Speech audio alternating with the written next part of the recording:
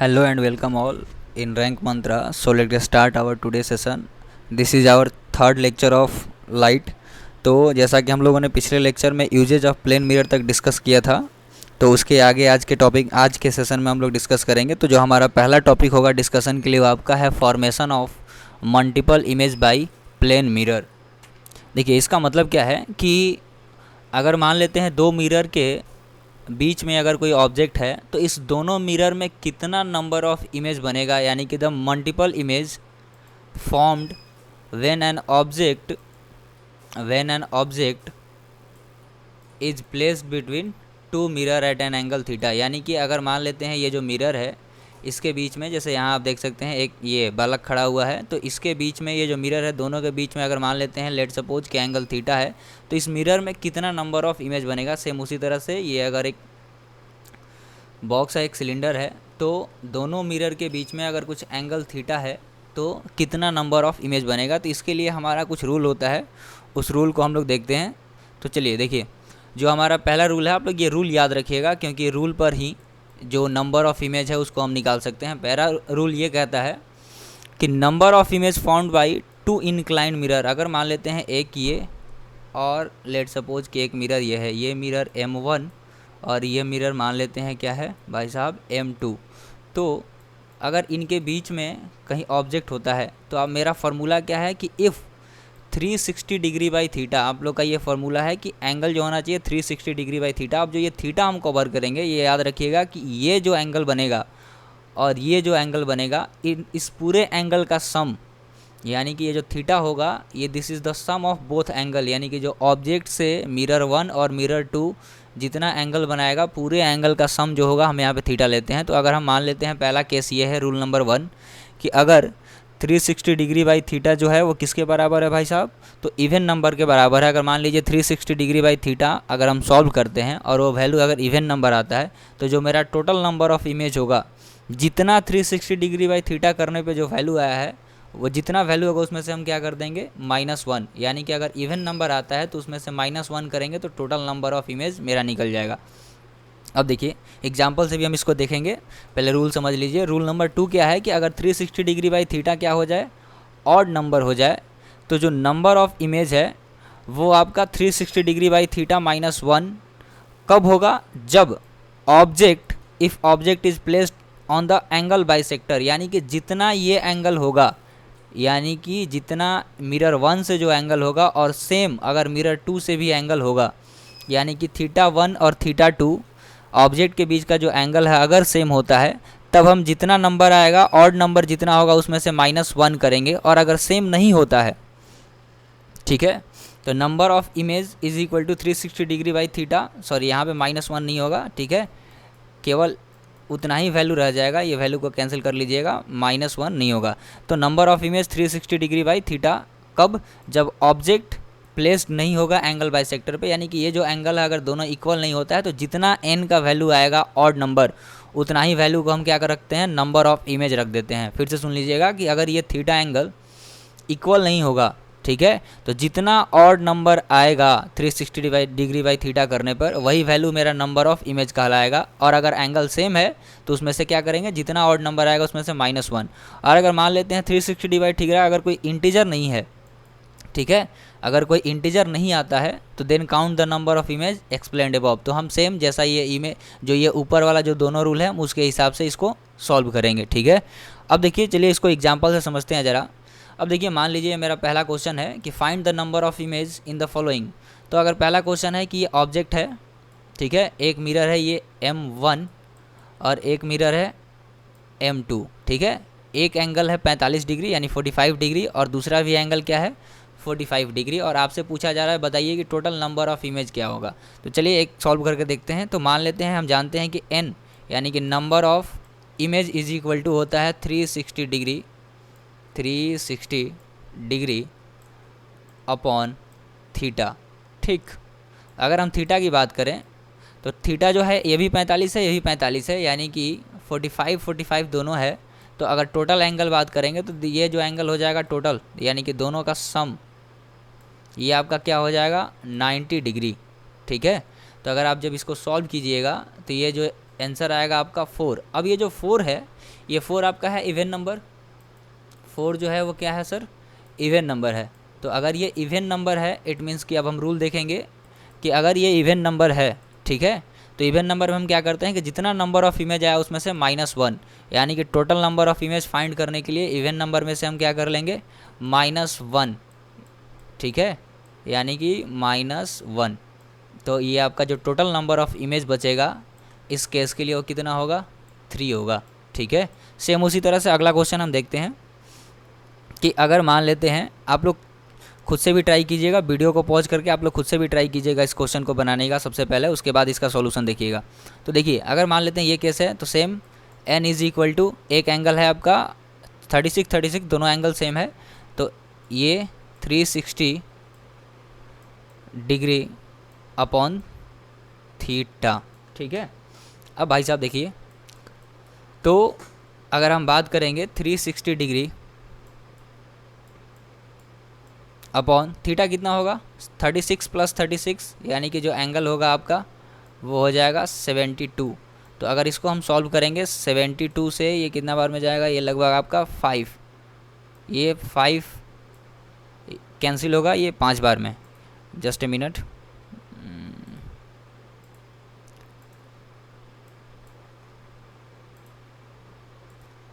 तो ये कैंसिल होगा सर, और आपका जो नंबर ऑफ इमेज आएगा 5। अब देखिए 5 जो है आपका ऑड नंबर है, तो हम इसमें रूल देखेंगे। अब मेरा रूल क्या है कि पहला रूल ये कहता है कि अगर if the object is placed on the equal bisector, यानी कि एंगल बाइसेक्टर पर होगा, इट मीन्स कि अगर दोनों एंगल इक्वल है तो हम करते क्या हैं, जितना भी नंबर ऑफ इमेज आएगा उसमें से -1, ठीक है। तो -1, तो अब देखिए यहाँ पे क्या है कि दोनों एंगल तो सेम है, तो सिंपल है कि इसमें हम क्या कर देंगे 5 - 1, यानी कि जो टोटल नंबर ऑफ इमेज होगा वो क्या होगा 4। अगर मान लीजिए एंगल सेम नहीं होता तो जो 5 है उस 5 को 5 ही रहने देते, यानी कि टोटल नंबर ऑफ इमेज कितना हो जाता है वो 5 ही होता, ठीक है। उसी तरह से अगला क्वेश्चन देखते हैं। अगर ये क्वेश्चन है तो देखिए ये क्वेश्चन क्या है, सेम, अगर एक एंगल है 40 डिग्री, एक एंगल है 20 डिग्री, तो आपको n फाइंड करना है। तो n इज इक्वल टू, आप लोग अगेन वीडियो को पॉज करके ट्राई कीजिएगा खुद से, ठीक है, उसके बाद इस सॉल्यूशन को देखिएगा। तो n is equal to 360 degree by theta, तो ये आपका हो जाएगा 360 डिग्री बाई 60। ये जो आपका वैल्यू होगा ये आपका आएगा क्या 6, ठीक है। इसको अगर हम सॉल्व करेंगे तो 6 आएगा। तो 6 हम जानते हैं कि इवन नंबर है, तो इवन नंबर सिंपल है कि 6 माइनस क्या हो सकता है भाई 1, तो ये आपका टोटल नंबर ऑफ इमेज जो होगा 5। अब देखिए एक क्वेश्चन कर लेते हैं हम इधर, ये क्वेश्चन देखिएगा, क्वेश्चन नंबर, चलिए इसको मान लेते हैं 5, ठीक है। ये क्वेश्चन है, ठीक, ये मिरर मान लेते हैं M1, ये मिरर मान लेते हैं M2, ठीक सर, और ये हमारा ऑब्जेक्ट, और ये मान लेते हैं जो एंगल है ये आपका एंगल, चलिए इसको मान लेते हैं 40 डिग्री, और ये एंगल जो है ये एंगल मान लेते हैं 32 डिग्री। तो अगर आप इसको सॉल्व कीजिएगा, ये ज़रा क्वेश्चन देख लीजिएगा, बस हम जो रूल है उसको सॉल्व समझाने के लिए सब कर रहे हैं। देखिए 360 डिग्री बाई क्या है थीटा, सिंपल है, ताकि आपको रूल हर रूल को आप अच्छे से समझ लें, बस इसके लिए है 360 डिग्री बाई थीटा। तो सेम है भाई साहब, अगर हम यहाँ पे 360 डिग्री बाई थीटा देखेंगे तो n is equal to 360 degree upon theta कितना है, तो 32 40 टोटल हो जाएगा 72। अब देखिए 72 आया, यानी कि इसको हम सॉल्व करेंगे तो ये आपका आएगा ऑड नंबर। अब ऑड नंबर का 2 रूल है, अगर आप रूल देखिएगा ध्यान से, तो ऑड नंबर का 2 रूल है। एक तो अगर एंगल बाइसेक्टर सेम होगा तो -1 कर देंगे, और एक अगर एंगल बाइसेक्टर सेम नहीं है तो जितना वैल्यू होगा 360 डिग्री बाई थीटा वही आपका क्या हो जाएगा नंबर ऑफ इमेज। तो अगर आप इस क्वेश्चन को देखिए, मैंने इस क्वेश्चन को इसीलिए लिया है, अगर आप इस क्वेश्चन को देखिएगा तो एंगल बाइसेक्टर सेम नहीं है। इस क्वेश्चन में एंगल बाइसेक्टर, ये पहला वाला जो क्वेश्चन है ये 36 वाला, ये जो क्वेश्चन इसमें एंगल बाइसेक्टर से सेम था तो हम क्या कर दिए 5 - 1, पर इस क्वेश्चन में एंगल बाइसेक्टर सेम नहीं है, तो जो n का वैल्यू है वो कितना हो जाएगा number of image 360 degree by theta, यानी कि 5 का 5 ही रहेगा। अब देखिए ये जो क्वेश्चन है ये बहुत अच्छा क्वेश्चन है, चौथा नंबर क्वेश्चन है। फोर्थ नंबर क्वेश्चन क्या है कि 2 पैरेलल लाइन्स है, यानी कि 2 पैरेलल मिरर है, ये मिरर मान लेते हैं, ये चलिए M1 है, ये है M2, इनके बीच में अगर कोई ऑब्जेक्ट है, ठीक, तो इसका नंबर ऑफ इमेज क्या होगा। तो हम जानते हैं कि 2 पैरेलल लाइंस के बीच का जो एंगल है वो एंगल कितना होता है सर वो एंगल आपका होता है 0 डिग्री, दो पैरेलल लाइंस के बीच का एंगल 0 डिग्री।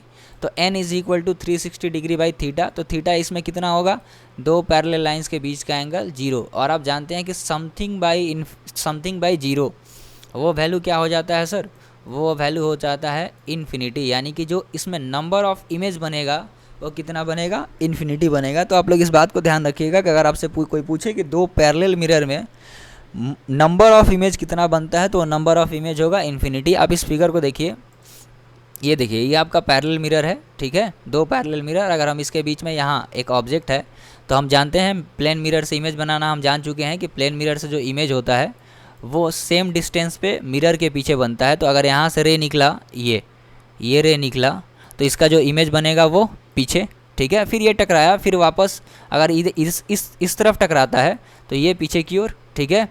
सेम उसी तरह से इधर टकराएगा तो ये, और फिर आगे ऐसा, फिर इधर टकरा के यहाँ से जस्ट ए मिनट, यहाँ से ये टकराएगा तो फिर वापस, यानी कि फिर नंबर ऑफ ये जो इमेज बनेगा ये कंटिन्यूसली, यानी कि जितना लंबा ये पैरेलल लाइन जितना लंबा होगा उतना ही नंबर ऑफ इमेज बनेगा। तो हम ये बोल सकते हैं कि n जो होगा, अगर दो पैरेलल लाइंस के बीच में कोई ऑब्जेक्ट रखा जाएगा तो n टेंस टू क्या होगा सर, इन्फिनिटी होगा। तो ये आपका मल्टीपल इमेज था।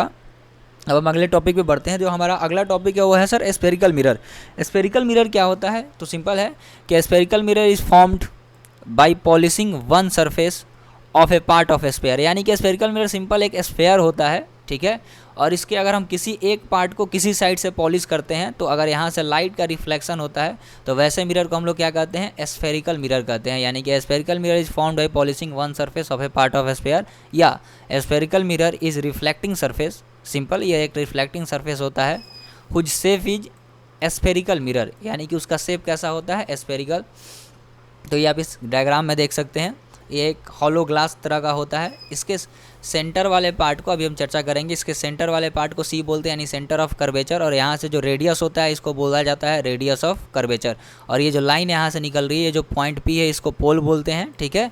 और ये जो लाइन यहाँ से निकल रही है उस लाइन को हम लोग क्या बोलते हैं, प्रिंसिपल एक्सिस। हम चर्चा करेंगे क्या करके कि रेडियस ऑफ कर्वेचर क्या होता है, सेंटर ऑफ कर्वेचर क्या होता है, पोल क्या होता है और प्रिंसिपल एक्सिस क्या होता है। तो आप लोग, आई होप आप लोग स्फेरिकल मिरर समझ गए होंगे, ठीक है। एक स्फेरिकल स्फेयर होता है जिससे लाइट का क्या हो जाता है सर, लाइट का रिफ्लेक्शन होता है। तो अगला टॉपिक है हमारा कि अब देखिए स्फेरिकल मिरर का जो हम पोर्शन पॉलिश करते हैं उसके हिसाब से depending upon which part is shining, simple है कि किस पार्ट को हम पॉलिश कर रहे हैं या शाइन कर रहे हैं, तो इसके हिसाब से स्फेरिकल मिरर दो भागों में क्लासिफाइड होता है। यानी कि मिरर का दो भाग स्फेरिकल का, एक तो कनकेव और दूसरा होता है कॉन्वेक्स मिरर। तो कनकेव मिरर क्या होता है कि if mirror is polished is on outside of the spherical surface, यानी कि अगर मिरर को बाहर की ओर से हम पॉलिश करते हैं, यानी कि ये जो कर्व पार्ट है अगर हम इसको बाहर की ओर से क्या करते हैं सर, पॉलिश करते हैं, और अंदर की ओर जो होगा लाइट का रिफ्लेक्शन होगा, यानी कि रिफ्लेक्शन टेक्स प्लेस इनवर्ड, यानी कि रिफ्लेक्शन जो होगा सर कहाँ, यहाँ देख सकते हैं आप, रिफ्लेक्शन जो होगा वो अंदर की ओर जिस सरफेस से होता है, चाहे आप इधर से रखें या फिर ये कर्व लें, कहीं भी कर्व लें, अगर बाहर साइड से ये पॉलिश है तो वैसे मिरर को हम लोग क्या बोलते हैं, वैसे मिरर को कनकेव मिरर कहते हैं, जिसमें बाहर का सरफेस पॉलिश होता है और अंदर के सरफेस से रिफ्लेक्शन होता है, ठीक है। अब हम चलते हैं आगे, convex mirror. Convex mirror just concave के उल्टा होता है।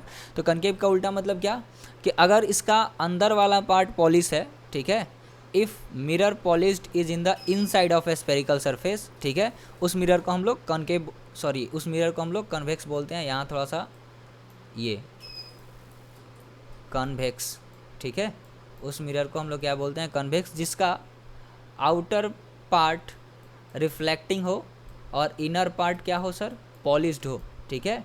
किसी का इनर पार्ट अगर पॉलिश्ड है और आउटर पार्ट से रिफ्लेक्शन होता है तो उसको हम लोग कन्वेक्स मिरर बोलते हैं। और इसका जस्ट उल्टा, अगर किसी का इनर पार्ट से रिफ्लेक्शन होता है और आउटर पार्ट पॉलिश होता है उसको हम लोग बोलते हैं कॉनकेव मिरर, ठीक।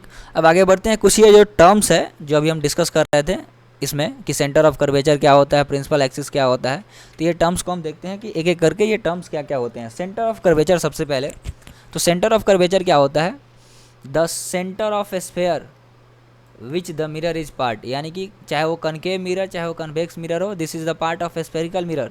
सो इसके सेंटर पॉइंट को हम लोग क्या बोलते हैं, सेंटर ऑफ कर्वेचर बोलते हैं, ठीक है। इट इज़ डिनोटेड बाई सी, ठीक।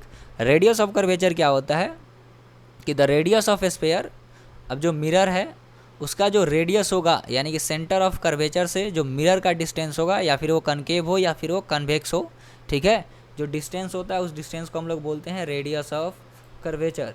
तो रेडियस ऑफ कर्वेचर जो होता है वो डिनोट किया जाता है किससे भाई साहब, आर से। तो चलिए आगे देखिए, इसको ज़रा हम क्लीन कर देते हैं। अब देखिए आगे बढ़ते हैं। अगला जो हमारा थर्ड पॉइंट है वो है पोल। पोल क्या होता है, तो pole it is the centre part of convex और कनकेव मिरर। अगर आप इस इमेज को देखिएगा तो कनकेव और कन्वेक्स मिरर के सेंटर पार्ट को हम क्या कहते हैं भाई साहब, देखिए यहाँ पे डायग्राम में आप देख सकते हैं, कनकेव और कन्वेक्स मिरर के सेंटर पार्ट को हम लोग पोल कहते हैं। तो अगला है प्रिंसिपल एक्सिस। क्या होता है, तो प्रिंसिपल एक्सिस है it is a straight line joining the centre of curvature to the pole, यानी कि एक स्ट्रेट लाइन होता है जो सेंटर ऑफ कर्वेचर और पोल को ज्वाइन करता है। तो अगर हम मान लेते हैं कि ये कनकेव मिरर है, थोड़ा सा गंदा बना है पर देख लीजिए, ये कनकेव मिरर है और कनकेव मिरर से ये पॉइंट है पोल का, और जिसका ये स्फेरिकल पार्ट है हम मान लेते हैं इसका सेंटर ऑफ कर्वेचर क्या है, इस पॉइंट को हम मान लेते हैं यह है सेंटर ऑफ कर्वेचर। तो जो लाइन सेंटर ऑफ कर्वेचर और पोल को ज्वाइन करता है उस लाइन को हम लोग क्या बोलते हैं, प्रिंसिपल एक्सिस कहते हैं, ठीक। आई होप आप लोग को ये समझ में आ गया होगा। जो लाइन पोल और सेंटर ऑफ कर्वेचर को ज्वाइन करता है उस लाइन को हम लोग बोलते हैं प्रिंसिपल एक्सिस। जो फिफ्थ नंबर हमारा है वो है आपका प्रिंसिपल फोकस। आप इस पर थोड़ा ध्यान दीजिएगा। प्रिंसिपल फोकस क्या होता है कि when a narrow beam of ray of light parallel to the principal axis, जब, इसको देखिएगा ध्यान से, जब प्रिंसिपल एक्सिस के, ये आपका क्या है भाई साहब, ये आपका जो सेंटर ऑफ कर्वेचर और पोल से गया है ये आपका है प्रिंसिपल एक्सिस, ठीक है, प्रिंसिपल एक्सिस। अब देखिए, अब डिफिनीशन क्या कहता है कि when a narrow beam of ray of light, जब narrow beam of ray of light principal axis के पैरेलल जाता है। आप देख सकते हैं कि ये जो जितनी भी रे है ये सारा रे क्या है, प्रिंसिपल एक्सिस के पैरेलल है, ठीक है, एंड क्लोज टू इट, चाहे उसके पास से हो चाहे उसके थोड़ा सा दूर से हो, ठीक है, दोनों चलेगा। It is incident on the surface of mirror, और जब ये मिरर पे इंसिडेंट होता है यानी जब ये मिरर से टकराता है, ठीक है, और टकराने के बाद या तो जिस पॉइंट पे वो कन्वर्ज करेगा, याद रखिएगा कनकेव मिरर में जो जब टकराता है लाइट, तो टकराने के बाद लाइट की जो रे होती है वो कन्वर्ज करती है और कन्वेक्स में डाइवर्ज होता है, यानी कन्वेक्स में लाइट बाहर क्यों निकलता है, डाइवर्जेंट होता है, यानी उसको हम अपीयर टू मीट कराते हैं, यानी कि मिलता हुआ प्रतीत होता है, ठीक है, और इसमें डायरेक्टली मीट करता है। तो जब ray of light parallel to the mirror जाए, मिरर से टकरा के जिस पॉइंट पे कन्वर्ज होगा, या कन्वेक्स मिरर की बात करें तो जिस पॉइंट पर डाइवर्ज होगा, ठीक है, उस पॉइंट को हम लोग क्या कहते हैं, फोकस कहते हैं। एक बार फिर से सुन लीजिएगा कि जब भी कोई ray of light concave mirror या फिर कन्वेक्स मिरर में parallel to the principal axis चल के मिरर से अगर रिफ्लेक्ट करता है और रिफ्लेक्शन के बाद प्रिंसिपल एक्सिस पर जिस पॉइंट पे वो कन्वर्ज होगा या फिर जिस पॉइंट पे वो डाइवर्ज होगा, उस पॉइंट को हम लोग क्या बोलते हैं, उस पॉइंट को हम बोलते हैं प्रिंसिपल फोकस, ठीक है, उस पॉइंट को क्या कहा जाता है, प्रिंसिपल फोकस कहा जाता है। चलिए अब देखिए नेक्स्ट हमारा जो है वो है एपर्चर। एपर्चर बेसिकली आपका साइज ऑफ मिरर से रिलेटेड है, यानी कि जितने साइज मिरर का वो साइज जहाँ से लाइट का क्या हो सके, रिफ्लेक्शन हो सके, यानी कि इसका जो डायमीटर होगा, ठीक है, जितना मिरर का साइज होगा जहाँ से लाइट का रिफ्लेक्शन हो सके उस पूरे पार्ट को हम लोग बोलते हैं एपर्चर, ठीक है, उसको हम लोग क्या कहते हैं, एपर्चर। और फोकल लेंथ क्या होता है, तो जो distance between the pole and focus, यानी कि पोल और फोकस के बीच का, ये अगर आप देखें तो ये है पोल, ये है फोकस, इनके बीच का जो डिस्टेंस होता है इस डिस्टेंस को हम लोग बोलते हैं प्रिंसिपल फोकस, यानी कि ये पोर्शन कनकेव मिरर कन्वेक्स में और ये पोर्शन के बीच का जो डिस्टेंस होगा ये डिस्टेंस आपका कहलाता है क्या, फोकल लेंथ। और ये जो डिस्टेंस होगा ये भी डिस्टेंस आपका क्या होगा भाई साहब, तो ये आपका होगा फोकल लेंथ। और रिलेशन जो है ये कहता है कि फोकल लेंथ जो होता है, ये आपका फोकल लेंथ जो होगा ये रेडियस ऑफ कर्वेचर के हाफ होता है, यानी कि अगर हम बात करेंगे तो ये टोटल आपका होता है, अगर ये पूरा सर्कल ले लेंगे एक तरह का, ठीक है, तो सेंटर ऑफ कर्वेचर से जो डिस्टेंस होता है वो रेडियस होता है, तो रेडियस का हाफ ये हाफ ही होगा, ठीक है, वो क्या कहलाता है आपका फोकल लेंथ होता है, यानी कि focal length is the half of the radius of curvature. I hope आप लोग को इतना दूर तक समझ में आ गया होगा। तो इस कहानी को थोड़ा और आगे बढ़ाते हैं और देखिए अगले स्लाइड में हम चलते हैं। अगला स्लाइड हमारा है कि अगर हम रे डायग्राम बनाते हैं, चाहे वो कनकेव मिरर हो या फिर कन्वेक्स मिरर हो, यानी कि अगर हम देखें कि ऑब्जेक्ट को कहाँ रखेंगे तो इमेज का फॉर्मेशन कहाँ होगा, यानी कि मिरर से अगर हम इमेज का फॉर्मेशन देखेंगे तो उसके लिए कुछ रूल्स होते हैं कि रे डायग्राम को हम कैसे बनाते हैं। तो देखिए पहला जो हमारा रूल है ये कहता है, पहला रूल क्या कहता है कि a ray of light which goes parallel to the principal axis, अगर एक ray of light principal axis के पैरेलल जाता है, ठीक है, और after reflection passes through the principal focus of concave mirror or appear to pass through the principal focus of convex mirror, यानी कहने का मतलब ये है कि अगर कोई ray of light principal axis के पैरेलल जाएगा, चाहे वो कनकेव हो चाहे वो कन्वेक्स हो, तो टकराने के बाद जिस पॉइंट से गुजरेगा रे, वो पॉइंट क्या होगा सर, फोकस होगा। यानी कि जब भी अगर हम इमेज का फॉर्मेशन करेंगे तो इस बात का खासा ध्यान रखेंगे कि अगर कोई ray of light principal axis के पैरेलल जाता है तो प्रिंसिपल एक्सिस के पैरेलल जब भी जाएगा तो टकराने के बाद, यानी कि मिरर से रिफ्लेक्शन करने के बाद वो सर फोकस से होके गुजरेगा, चाहे वो कनकेव हो या फिर कन्वेक्स हो। रूल नंबर 2 ये कहता है कि अगर कोई रे ऑफ लाइट पास करता है सेंटर ऑफ कर्वेचर से, ठीक है, तो इन ए कनकेव मिरर, अगर कोई ray of light centre of curvature से, चलिए इसको मान लेते हैं हम, ये फोकस, ये आपका सेंटर ऑफ कर्वेचर है, ठीक है, और इस पॉइंट पे भी सेंटर ऑफ क्या है सर, ये कर्वेचर है। तो रे ऑफ लाइट जब भी सेंटर ऑफ कर्वेचर पे टकराता है तो टकराने के बाद reflecting back along the same path, यानी कि वापस से उसी पाथ पर लौट जाता है, यानी कि उस पाथ को रिट्रेस करता है, ठीक है, जिस पाथ से टकराएगा सेंटर ऑफ कर्वेचर से वापस उसी पाथ से लौट जाएगा। यानी कि जब भी रे of light centre of curvature से गुजरेगा तो मिरर से टकराने के बाद सेम पाथ को फॉलो करेगा, ठीक है। ये रूल नंबर 2 है। रूल नंबर 3 क्या कहता है कि रूल नंबर 3 ये है कि अगर कोई ray of light passing through the principal focus से डायरेक्टली पास करता है कनकेव मिरर में और कन्वेक्स मिरर में, तो ये टकराने के बाद बिल्कुल पैरेलल निकलता है किसके सर, प्रिंसिपल एक्सिस के। यानी कहने का मतलब है कि जब भी रे ऑफ लाइट फोकस से गुजरता है तो आफ्टर रिफ्लेक्शन और टकराने के बाद प्रिंसिपल एक्सिस के पैरेलल निकलता है, ठीक है। रूल नंबर 1 अगर आप ध्यान से देखिएगा तो रूल नंबर 1 जस्ट इसके उल्टा है कि अगर कोई ray of light principal axis के पैरेलल चलता है तो वो फोकस से होकर गुजरता है, और इसके जस्ट उल्टा है कि अगर कोई रे ऑफ लाइट फोकस से होकर रिफ्लेक्शन करता है तो ये प्रिंसिपल एक्सिस के पैरेलल निकलता है। और रूल नंबर 4 ये लास्ट रूल है आपका। रूल नंबर 4 ये कहता है कि अगर कनकेव और कन्वेक्स मिरर डायरेक्टली पोल पर अगर गिरते हैं या फिर पोल पर गिरता हुआ प्रतीत होते हैं तो वो टकराने के बाद सेम एंगल से निकलते हैं प्रिंसिपल एक्सिस के, ठीक है। यानी कि जितने एंगल पे ये गिरेंगे, रे ऑफ लाइट जितने एंगल पे फॉल करेगा पोल पर, सेम एंगल पर ये वापस आएगा। यानी कि हम बोल सकते हैं कि इस केस में एंगल जो आई होगा वो एंगल किसके बराबर होगा सर, एंगल आर के इक्वल होगा, ठीक है। तो आज के सेशन को हम यही रोकते हैं। आज के सेशन में बस इतना ही। अगले लेक्चर में हम पढ़ेंगे formation of image by concave और कन्वेक्स मिरर, और देन हम पढ़ेंगे मिरर फार्मूला। तो that's all for my side. तो आज के लिए बस इतना ही।